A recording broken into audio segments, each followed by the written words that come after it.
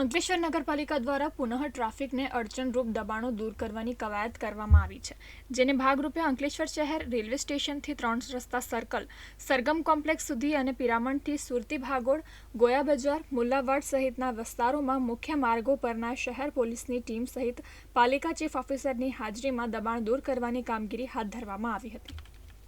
અંકલેશ્વર પાલિકાની દબાણ શાખાની ટીમની ઝુંબેશથી દબાણકર્તાઓમાં ફફડાટ વ્યાપી જવા પામ્યો હતો। ઉલ્લેખનીય છે કે પાલિકા દ્વારા દબાણ ઝુંબેશ પૂર્વે આખરી તાકીદ રૂપે 3 દિવસ સુધી જાણ કરવામાં આવી હતી, જેના પગલે કેટલાક દબાણકર્તાઓએ સ્વૈચ્છિક પોતાની લારી ગલ્લા હટાવી લીધા હતા। પાલિકાની સેનેટરી વિભાગ દ્વારા પણ સફાઈ ઝુંબેશના ભાગરૂપે ગંદકી કરનાર લોકો સામે કાર્યવાહી હાથ ધરી ₹7,000થી વધુનો દંડ વસૂલ્યો હતો।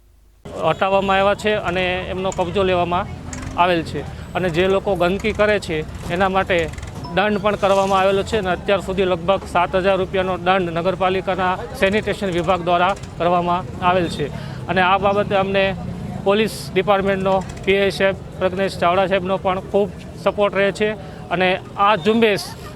અવિરત શરૂ રહે, જેથી કરીને નાગરિકોને ટ્રાફિકમાં કોઈ સમસ્યા ન રહે। નગરપાલિકાનો દબાણ હટાવવા માટેનો કોઈ રોજીરોટી છીનવી લેવાનો કોઈ અર્થ નથી અને એ માટે અમે કામ નથી કરતા, પણ સામાન્ય લોકોને તકલીફ ના પડે એના માટે અમે આ ઝુંબેશ કરીએ છીએ।